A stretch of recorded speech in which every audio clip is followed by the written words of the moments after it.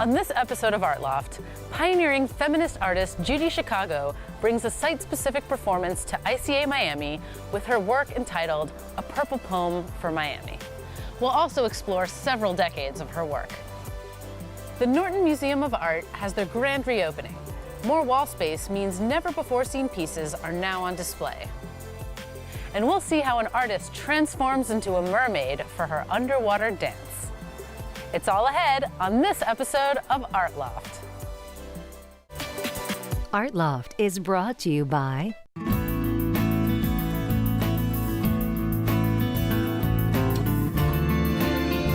Where there is freedom, there is expression. The Florida Keys and Key West. the Miami-Dade County Tourist Development Council, the Miami-Dade County Department of Cultural Affairs, and the Cultural Affairs Council, the Miami-Dade County Mayor, and the Board of County Commissioners, and by the Friends of South Florida PBS. Hi, I'm Lolo Ruskin, and from ICA Miami, this is Art Loft.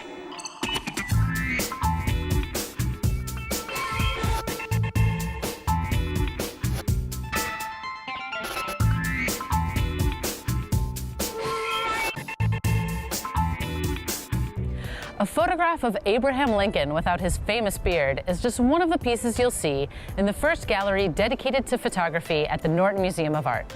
The gallery traces the history of the medium through portraiture, and this is just one of the stops on our tour of the museum's grand reopening. Let's take a look.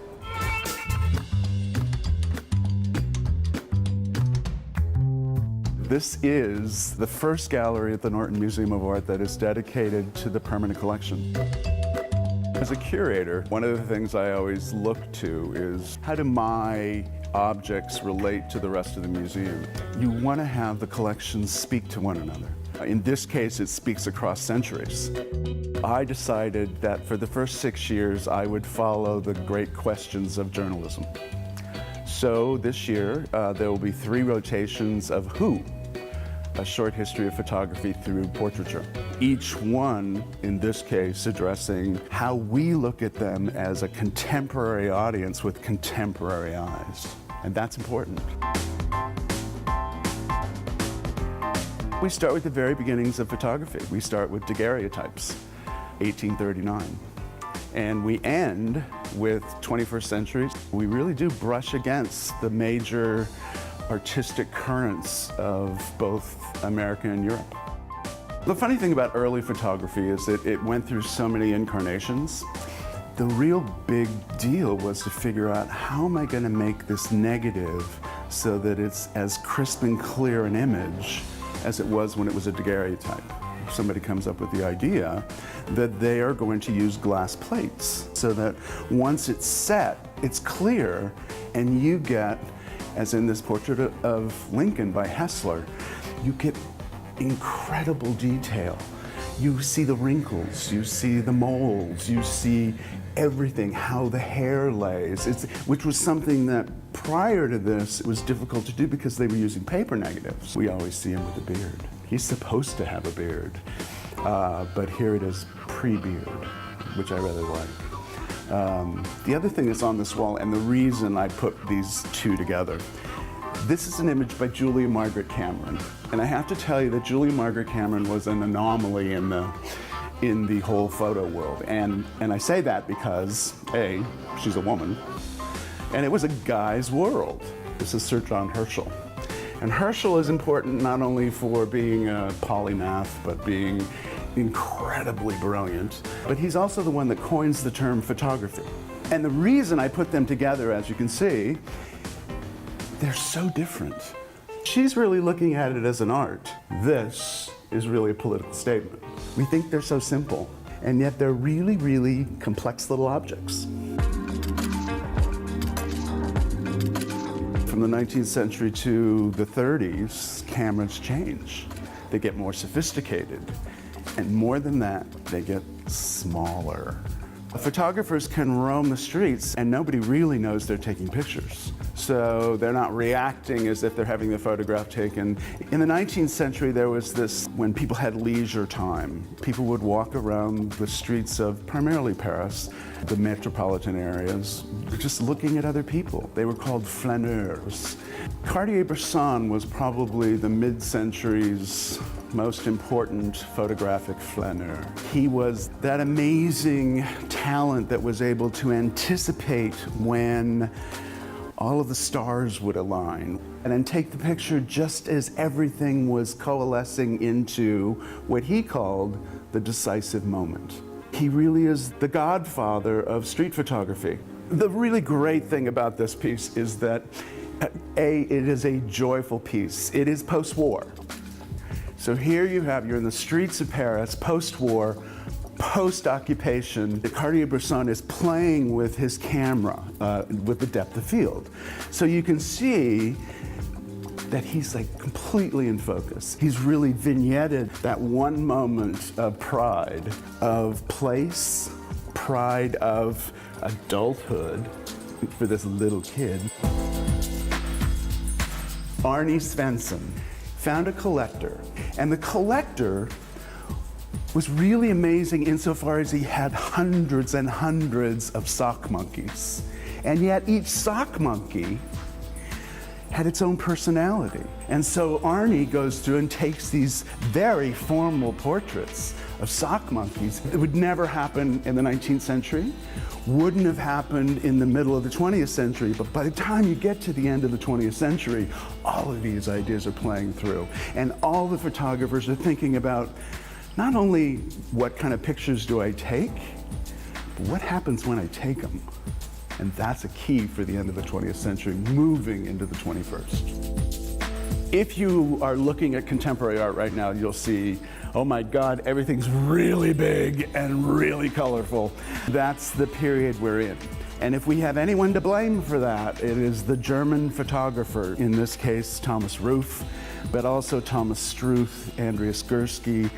It's completely neutralized. There's no expression, there's no emotion. It's really about this head as an object, as a thing that we have unlimited access to. Avedon once said that portraits are just the surface. You can get nothing more and nothing less. It's only the surface. Whereas we are led to believe from the time we're tiny that, through a great photograph, you can see into the person's soul. Take your pick. The Germans don't think so.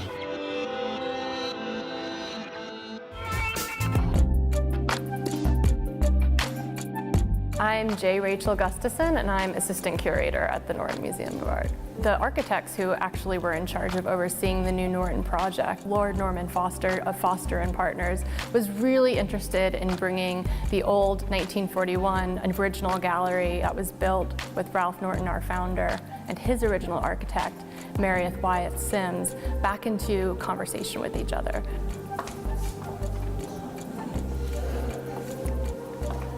So this is the Baum Gallery.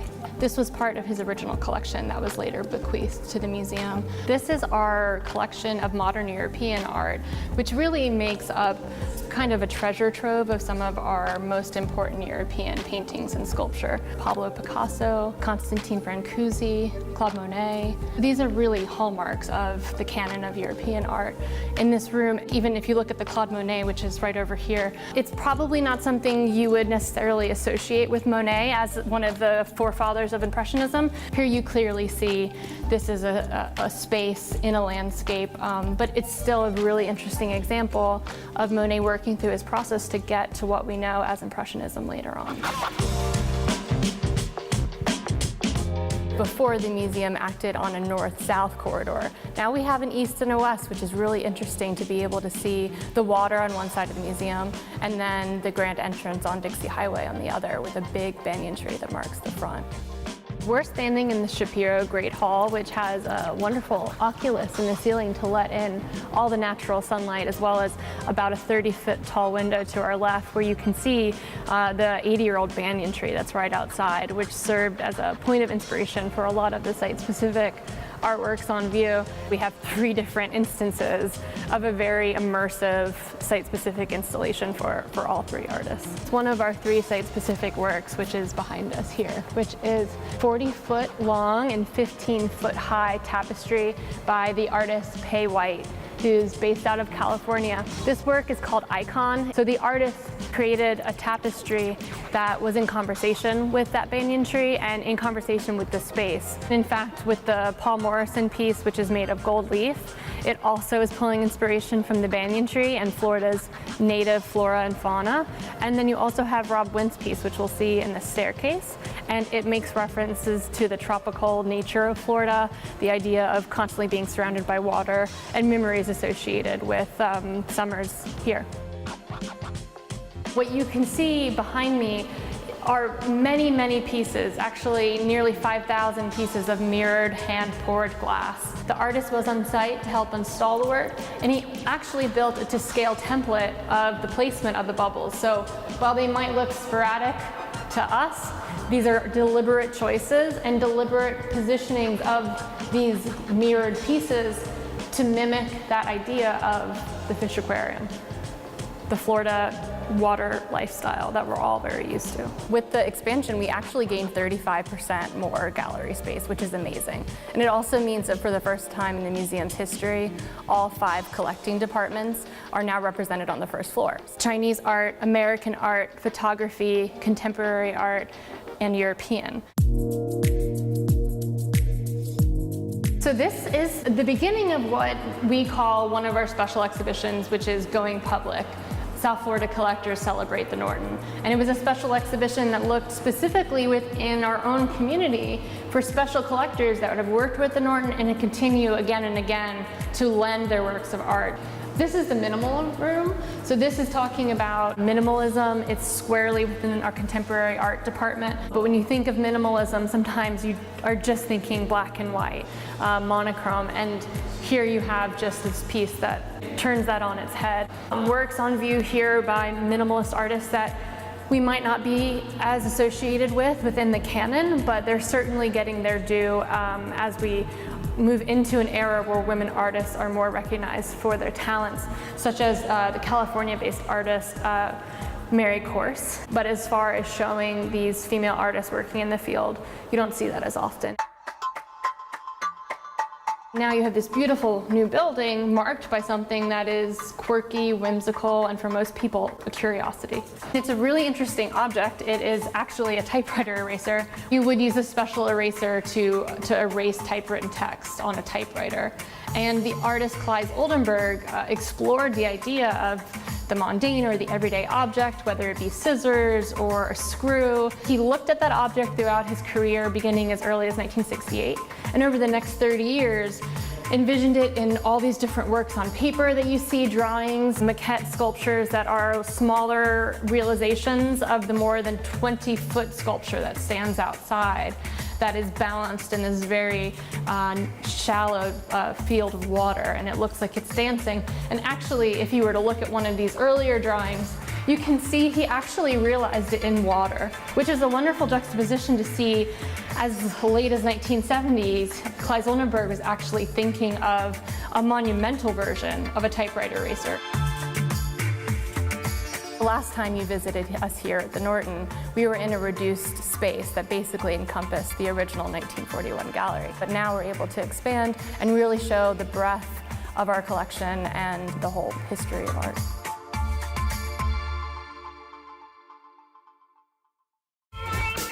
From the rich history of Ralph Norton and his museum in West Palm Beach, we travel down to here, ICA Miami. Let's take a look at how their exhibit, Judy Chicago, A Reckoning, explores the history of this iconic artist. We're here at the ICA in Miami's Design District, and I'm here with Stephanie Seidel, who's the curator of Judy Chicago, A Reckoning. Tell me a little bit about how this show got started. We really wanted to focus on different series of works that we felt didn't have enough attention in the past. What's the span of time that it covers? So it starts with 1965 to 94.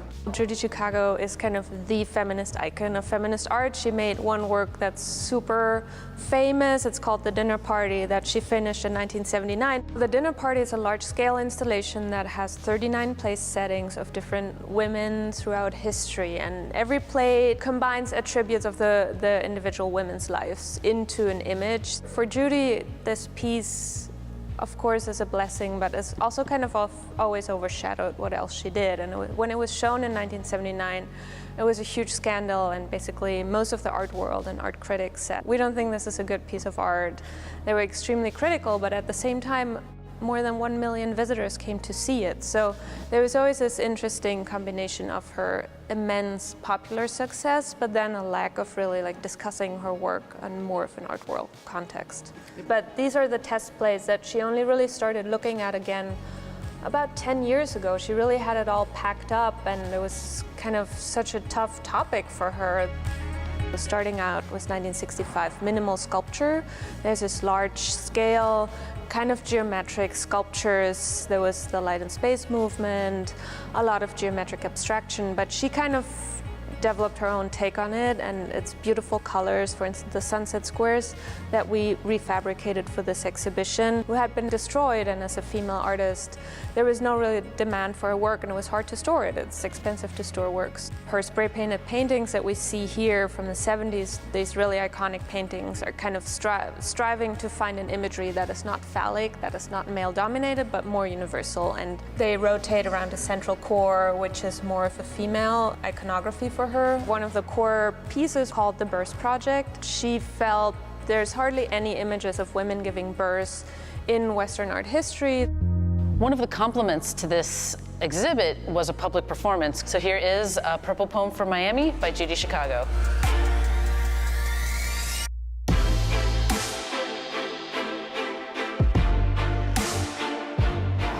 I'm really excited to share a purple poem for Miami with you. We've been working on it for a year. We're giving Miami, we hope, a gift that you will enjoy.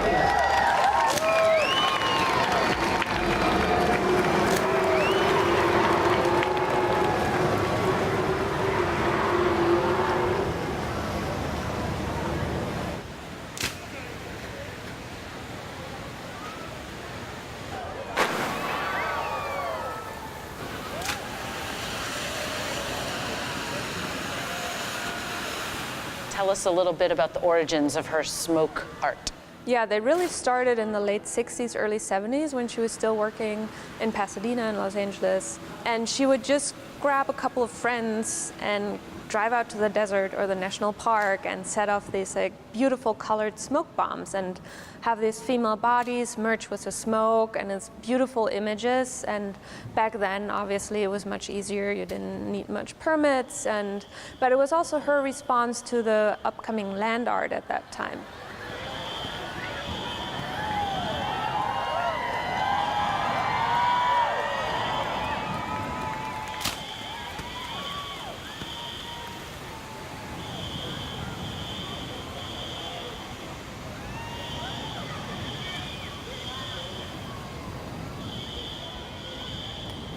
So all this was sugar-based, and it's completely harmless. So, but that allowed her to go back to her very early smoke pieces and really recreate them, which wasn't possible before.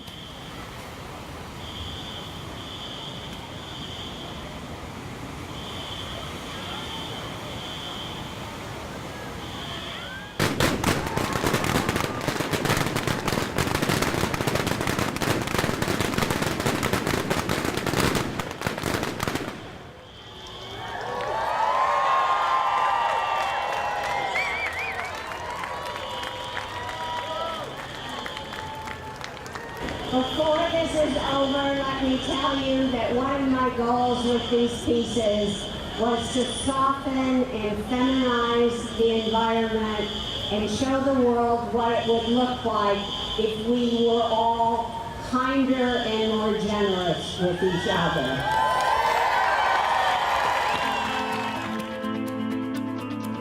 One of the other series in the show is called Power Play, and those are these large, very striking images. What was she trying to convey in those, and what was the reaction? So these are paintings from the early 80s, and it's actually her first portrait of men. She was looking a lot at Renaissance painting, but then she developed this kind of hyper-real portraits of men. And then another series that we wanted to conclude the exhibition with is a very intimate series of drawings, which is actually 140 drawings called Autobiography of a Year, which was actually a very difficult time in her career. For the first time since she was 19, she didn't have a studio actually.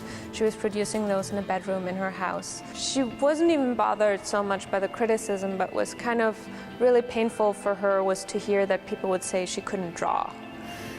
Because she started drawing at the age of 5 at the Art Institute of Chicago and kept on going to classes all her youth. So she really came from drawing, and it felt to us that was a great point to conclude the exhibition also when she goes back to her origins, so to say, and does this extremely personal, very frank series of drawings where she talks about failure and about loss and just a lot of personal problems, which is kind of really a stark contrast to these early minimal sculptures that have a very slick manufactured surface.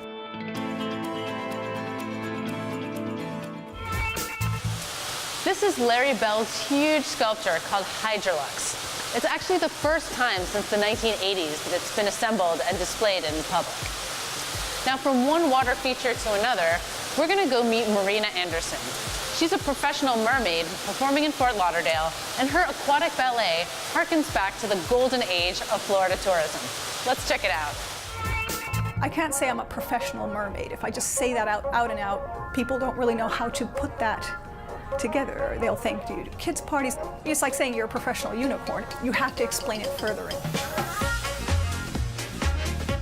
At one point in Fort Lauderdale, there was a great golden age of tourism where a lot of interesting establishments opened up, and the Nautical Bar was certainly one of those places. I've always had a great interest in that, and having been a free diver since age 3, I've always had a great love for Esther Williams films and aqua ballet and figure swimming, so it was a really natural progression to be able to offer something based on what I already did in an establishment that was originally made for that kind of venue.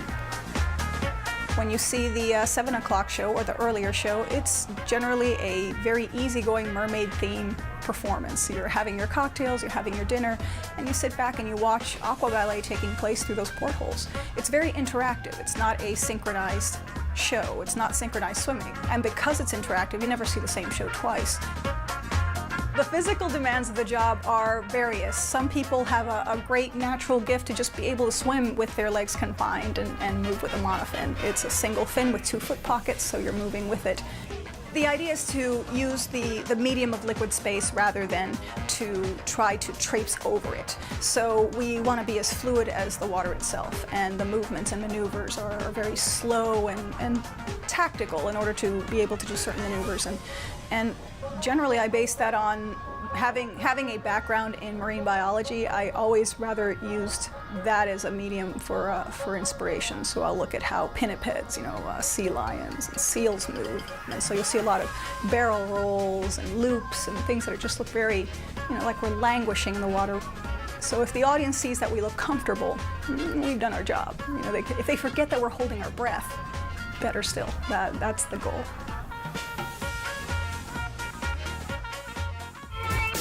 You can catch Marina and all of her mermaid friends every Friday and Saturday at the Rec Bar at Bee Ocean Resort in Fort Lauderdale. Wow, we saw so much incredible contemporary art today. So at the ICA, tell us about it. We are here, it's a public institution. How can people come check it out? So we're public and open and free all year round, so there's no admission. We're directly in the design district on 3 floors. We show contemporary art. We have a sculpture garden, so please come visit anytime. And there's a huge parking lot. Just saying that for South Florida, we gotta know. Thank you so much. This was excellent. We'd love to hear from you about what your favorite art was that you saw today. So connect with us anytime online at ArtLoft SFL. For Art Loft, I'm Lola Reskin, and I'll see you next week.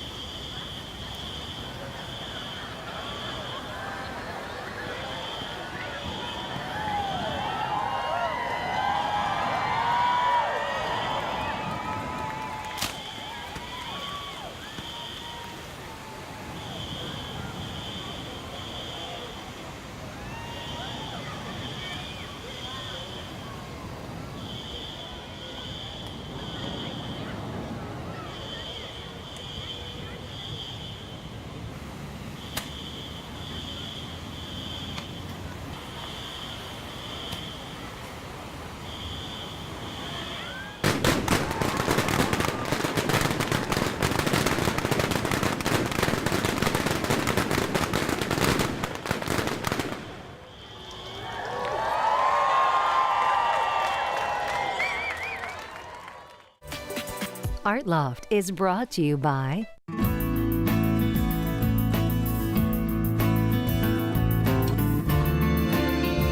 Where there is freedom, there is expression.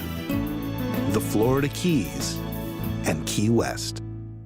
the Miami-Dade County Tourist Development Council, the Miami-Dade County Department of Cultural Affairs, and the Cultural Affairs Council, the Miami-Dade County Mayor, and the Board of County Commissioners, and by the Friends of South Florida PBS.